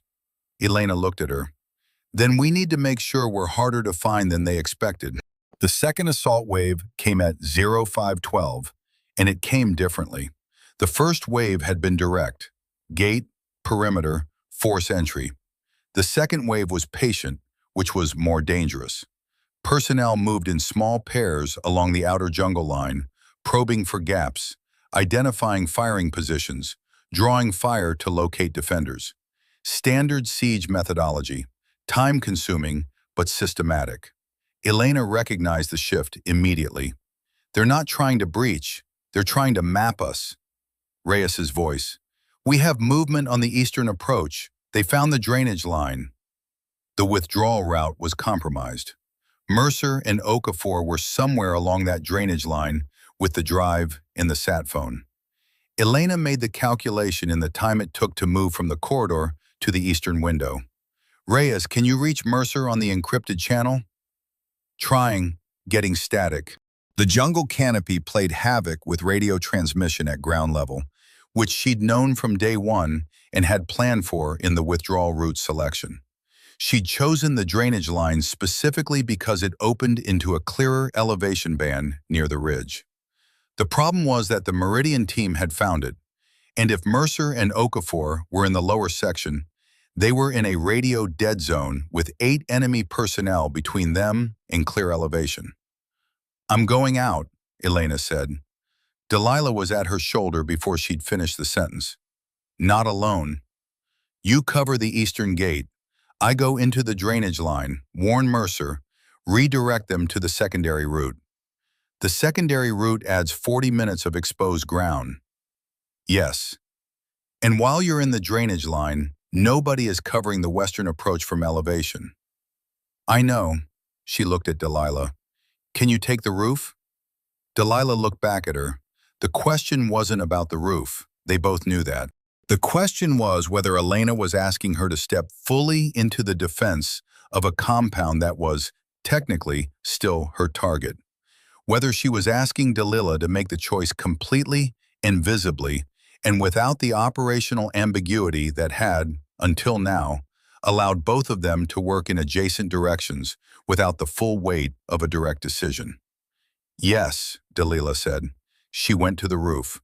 Elena went into the dark. The drainage line was a cut in the terrain approximately 2 meters deep and 1 meter wide, choked with undergrowth and running northeast along the natural slope. In full daylight, it was miserable going.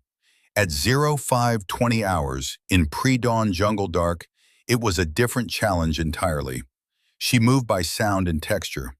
The channel's walls, the root systems that crossed it, the way the gradient changed underfoot. She'd walked this ground twice in daylight as part of her defensive preparation, and she'd committed the major features to memory with the same attention she'd given to range cards and wind data. A sniper's memory was spatial first. You learned the ground the way you learned a face, feature by feature, until you could reconstruct it in the dark. She found the Meridian personnel at the 100-meter point, 2 of them moving up the drainage line from the north, using the channel the same way she was, as a covered approach. They were good, quiet. She heard them only because she had been listening for them specifically, and because the drainage channel's acoustic properties, which she had studied, amplified footfall in ways that weren't apparent until you were inside it. She went into the vegetation on the channel's eastern wall and waited. They passed within 4 meters. She could hear their breathing. She waited until they were past her position and moving south toward the compound before she extracted herself from the vegetation and continued north. She found Mercer and Okafor at the 200-meter point, pressed against the channel wall in a natural undercut that gave them cover from above, but nothing from the channel itself. Mercer had his sidearm out. Okafor had his rifle up. Both of them were looking south at the 2 Meridian personnel now somewhere between them and the compound. "Secondary route," Elena said very quietly, directly into Mercer's ear. He turned. In the dark, she couldn't read his face. She could read his posture, the controlled release of tension that meant relief. "2 behind us in the channel," she said. "Secondary route north, up the slope to the ridge clearing. You know it?" "Know it," he confirmed. "Go now. Don't wait for me." "Elena, the drive is what matters. Go." A pause that she felt rather than saw. Then his hand found her shoulder in the dark. A grip, brief, firm. The kind of contact that contained a sentence rather than delivered it. Then he and Okafor were moving, north and upslope, into the vegetation above the drainage channel. She turned south. The 2 Meridian personnel in the channel were moving carefully, which gave her time. She worked back along the channel to the point where the vegetation was thickest on the western wall, climbed out, and got elevation. 8 feet above the channel floor, on a root mass that gave her a stable platform and a sight line down into the cut. She waited. The first figure came into her sight line at 0537.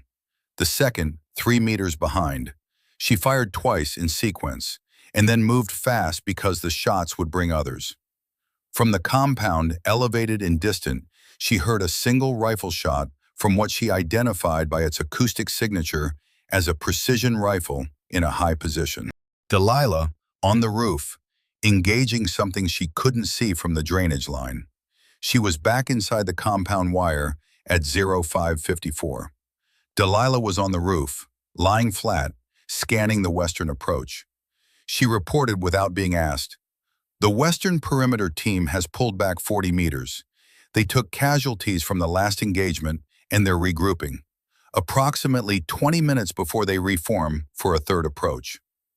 "Mercer and Okafor are on the secondary route," Elena said. Delilah turned her head. "You went into the channel and came back. How many?" "2 in the channel, 1 on the western approach before I came inside." Delilah looked at her for a moment with an expression that was difficult to read and that Elena filed away for later, when there was time to read things. 20 minutes, Elena said. "What do we do with 20 minutes?" "We end this," Delilah said. She understood what Delilah meant when they reached the eastern antenna tower. The secondary relay housing was still in place. Mercer had taken the drive but left the housing intact, which was correct procedure. Physical evidence preserved for the oversight team. But the housing was the target. If Meridian couldn't get the drive, they would settle for destroying the relay infrastructure, the physical corroboration that the drive's logs described. Without the device, the logs became data without a provenance chain. Harder to prosecute, easier to bury. The relay housing needed to be destroyed before Meridian's team could photograph it or physically remove components for counter-narrative use. And Delilah was at the eastern antenna tower for a second reason. "The primary relay coupling," she said, pointing up the tower's remaining structure.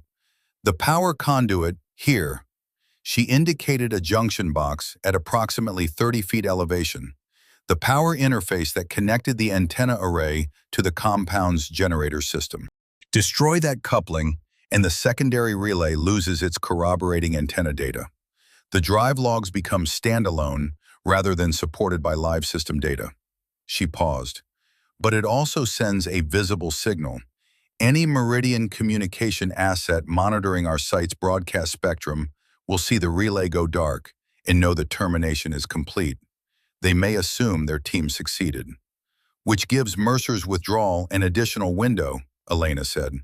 "Yes." Elena looked up the tower, 30 feet. The coupling junction was a distinct target. Accessible from ground-level rifle fire, she'd noted it on her first day as a potential vulnerability.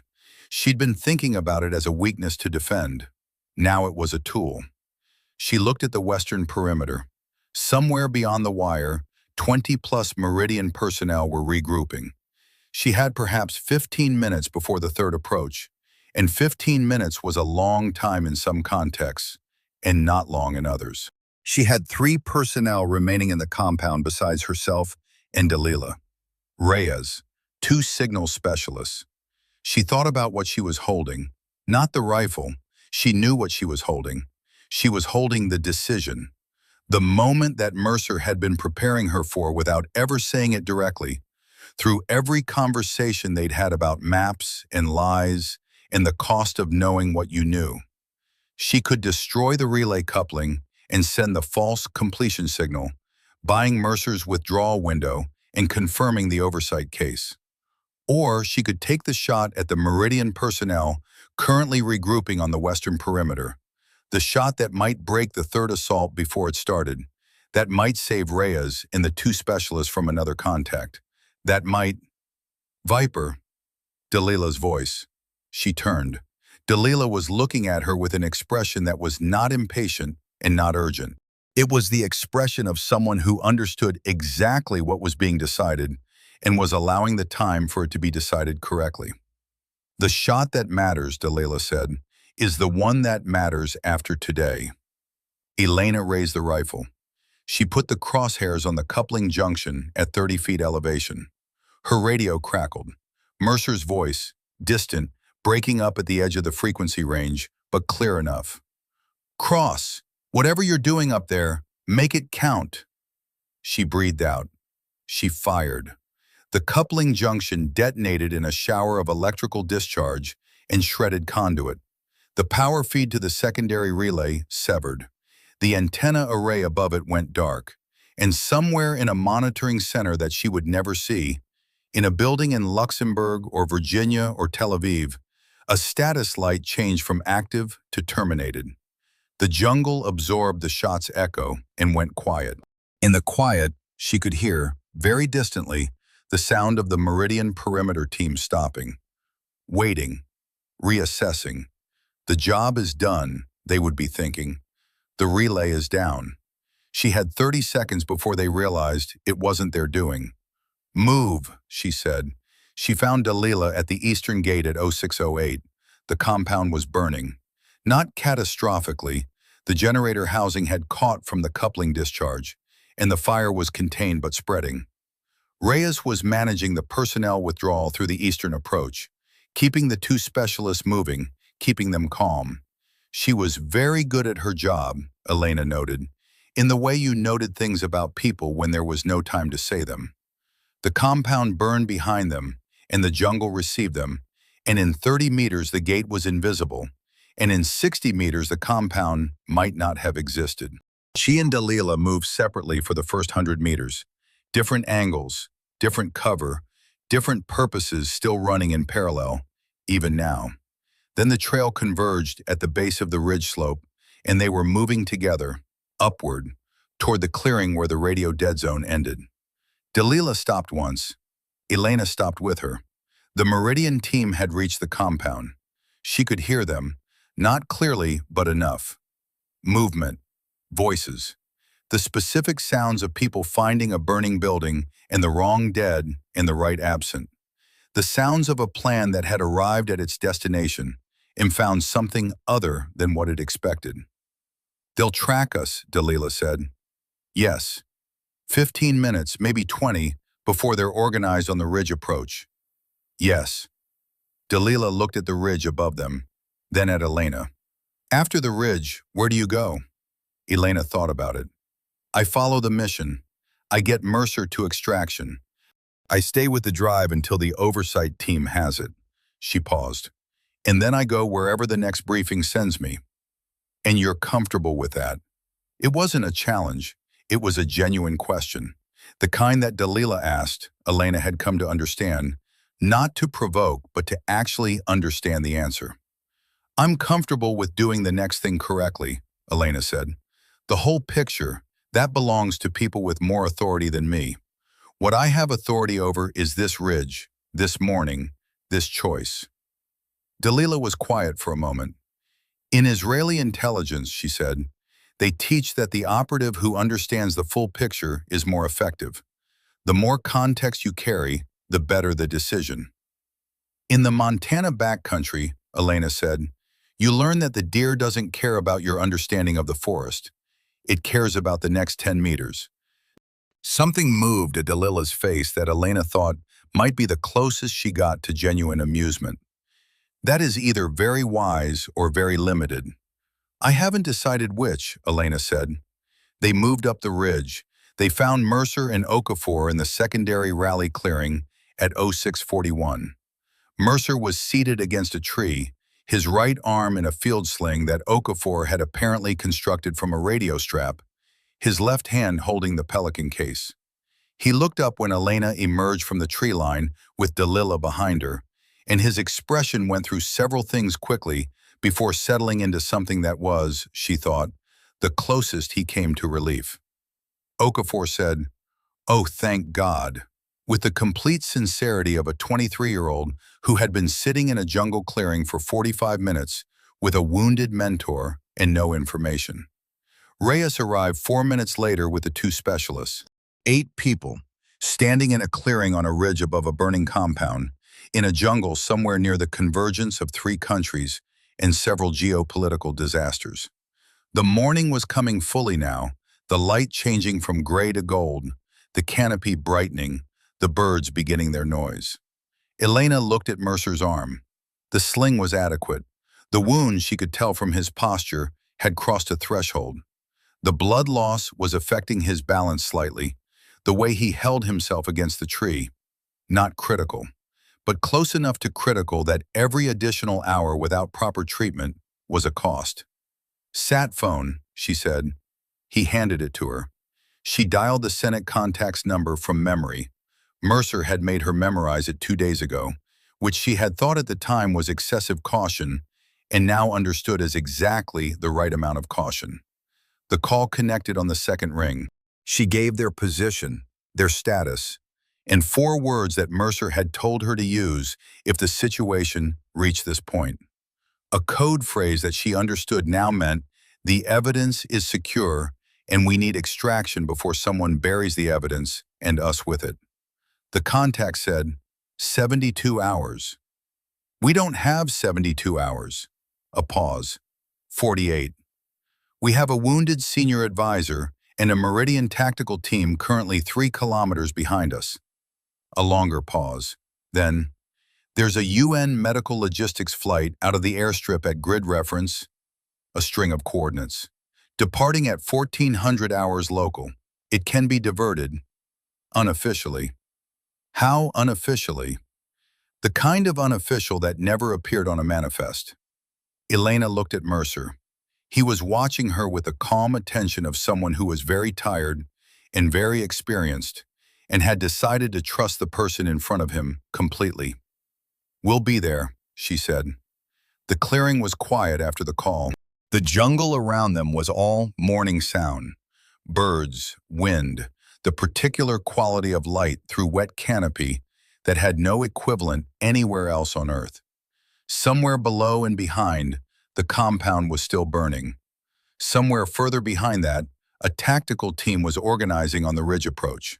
In front, 7 kilometers of jungle to an airstrip and a flight that didn't officially exist. Delilah was standing at the edge of the clearing, looking south.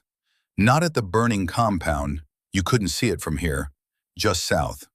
The direction she'd come from, through 14 months of operational darkness, carrying a case she'd built against people who had been trying to bury it since she started.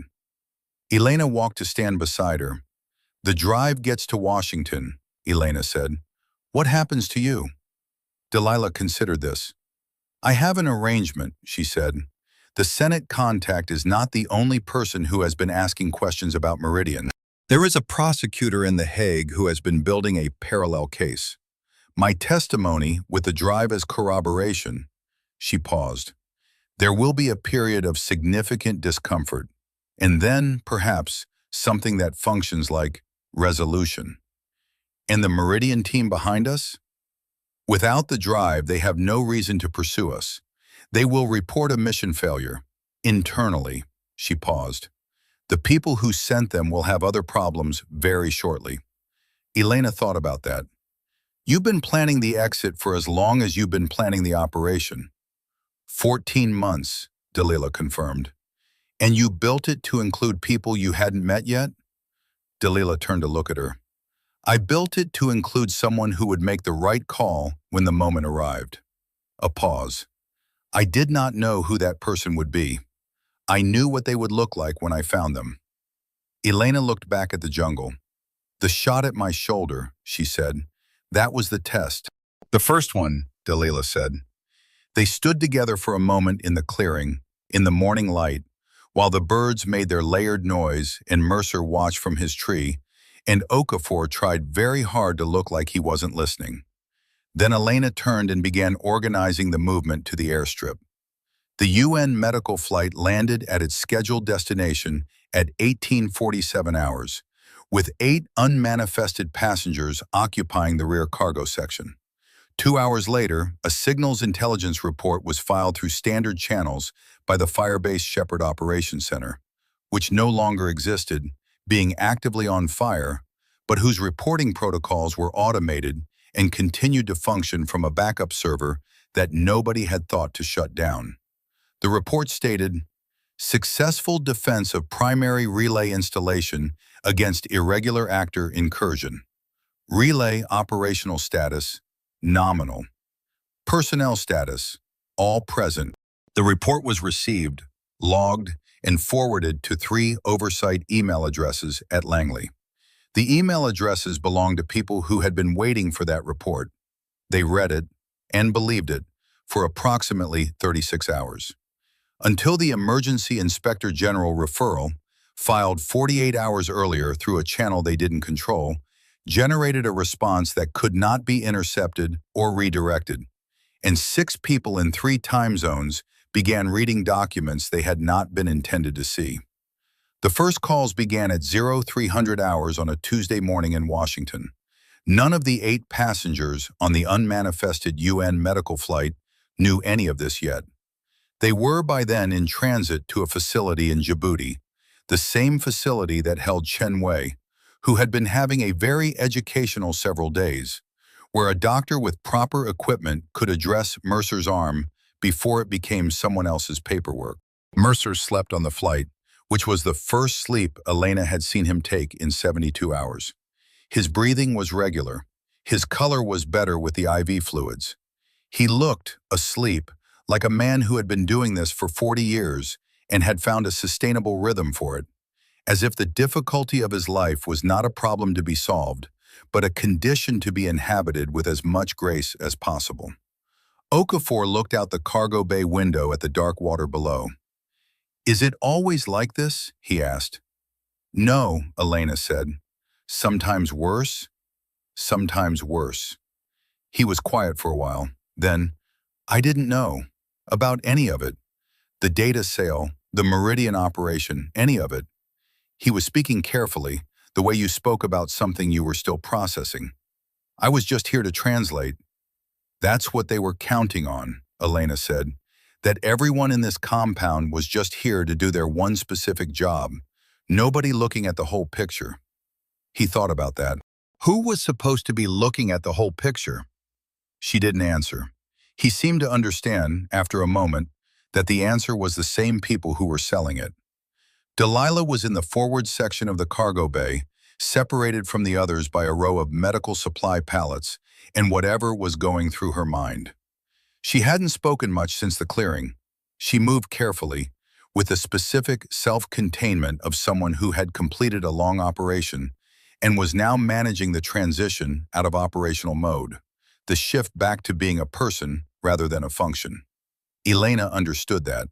She understood it better than she'd expected to. Djibouti at dawn was the color of old bone and diesel smoke.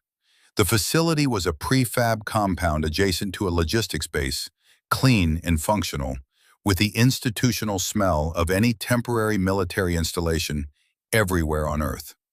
Mercer went directly to the medical section.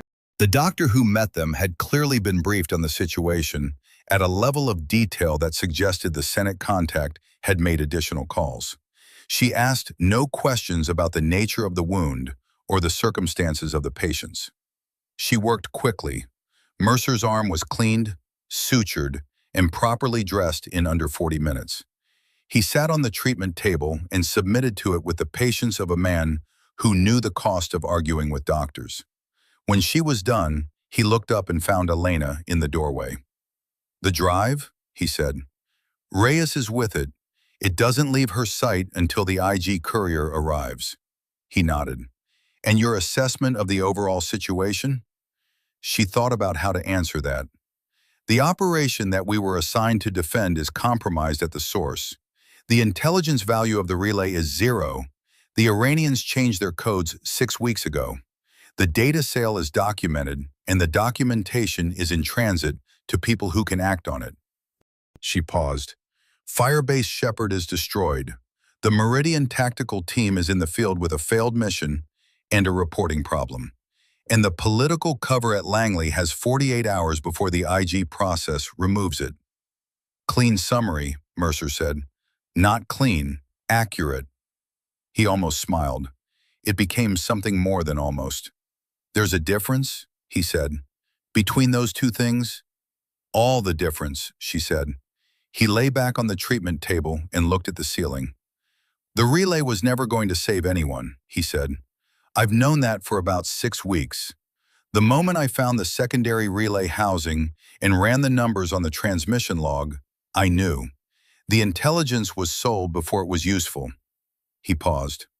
But the operation of building the case, that's different. The case matters. What Dalila built over 14 months, what Reyes found in 3 days, that's the thing with legs. The thing that actually changes something, Elena said. Maybe, if it gets used correctly, if the right people get hold of it and have enough courage to use it. He paused. Washington has a complicated relationship with courage, but it has some. It has some, he confirmed, on a good day. She stood in the doorway for a moment. Jack, he looked at her. The arm, you should have told me. He held her gaze. You would have made different decisions. Yes. The decisions needed to be made the way you made them, he said, without the weight of worrying about me. She thought about arguing with that. She decided it was both wrong and correct simultaneously, which was the category of things she'd noticed Mercer specialized in, and let it go. Get some sleep, she said. I'm already thinking about it, he said. She left him there, on the treatment table, looking at the ceiling of a facility in Djibouti, with the expression of a man who had done a thing he'd needed to do, and was now processing the aftermath with the thoroughness his long career had taught him. In the corridor, Dalila was waiting. She was holding 2 cups of coffee from somewhere, and she held one out to Elena the way Mercer had offered the thermos on the first morning at Firebase Shepherd. The parallel was not lost on either of them. Elena took the cup. Thank you. They stood in the corridor and drank their coffee, and the morning light came through a small, high window and made a rectangle on the floor between them. After The Hague, Elena said, what do you do? I don't know yet, Dalila said. It's the first time in 3 years I haven't known what I'm doing next. She paused. It's a strange feeling. Good strange or bad strange? Dalila considered the question seriously. Ask me in a year, she said. 3 weeks later, Elena Cross was sitting in a briefing room in Stuttgart when a notification reached her encrypted message queue. The sender code was one she'd been told to watch for. She opened it on her device under the table while the briefing continued above her. IG referral completed. Sealed indictments, 7. Administrative removals, Langley, 4. Meridian Strategic Analytics. Operations suspended pending financial crimes investigation, Luxembourg and U.S. jurisdictions. Full Hague process, initiated. Drive verified as primary evidence. Chain of custody confirmed. Case has legs. M. The last line was Mercer's. She recognized the compression. She set the device down on her thigh and looked at the front of the briefing room, where a colonel she'd never met was walking through a slide deck about a situation that had not yet become public knowledge in a place where things were quietly moving toward a different kind of wrong. The briefing officer reached the mission overview slide and looked up. Staff Sergeant Cross. He said it the way you said a street address. You've been reviewed for this assignment based on your recent operational experience in a, he glanced at his notes, complex multi-actor environment. Yes, sir, she said. The situation we're briefing involves potential contractor involvement in a signals intelligence operation. He clicked to the next slide. We believe there may be a secondary objective layer that isn't reflected in the official mission parameters. She looked at the slide. A map, a different jungle, a different country, the same familiar shape of a situation that had been arranged by people who expected everyone involved to be looking at their one specific job. She had stopped being that person approximately 3 weeks ago. She thought about Mercer's thermos, about Dalila's shoulder shot, about 17 elderly villagers at a gate, and a burning antenna and a drive the size of a thumb that was currently helping 7 people face consequences they had been avoiding for years. She thought about what Mercer had said, on the helicopter, in whatever version of this she was always going to carry. Kid. The clean wars only exist in press briefings. She looked at the map. She reached into her jacket pocket where her range card lived. Clean, blank, ready for a new grid. She set it on the table in front of her. "I'm going to need a full intelligence picture on the contractor element," she said. "Not the summary, the full picture. And I'll need access to signals intercept logs for the past 90 days. The colonel looked at her. Something in his expression shifted. The specific recalibration of someone who had expected a different kind of soldier. That's, he paused, that's not standard intake procedure for this briefing level. "No," she said, "it's not." She looked at him steadily. "But I've recently developed an interest in secondary objectives," she said, "and I find it's better to know about them before I'm in the field." The briefing room was quiet. Outside, Stuttgart was gray and cold, and somewhere far away, a jungle was being humid and green and completely indifferent, the way jungles always were. Elena Cross picked up her pen. She began to draw the map,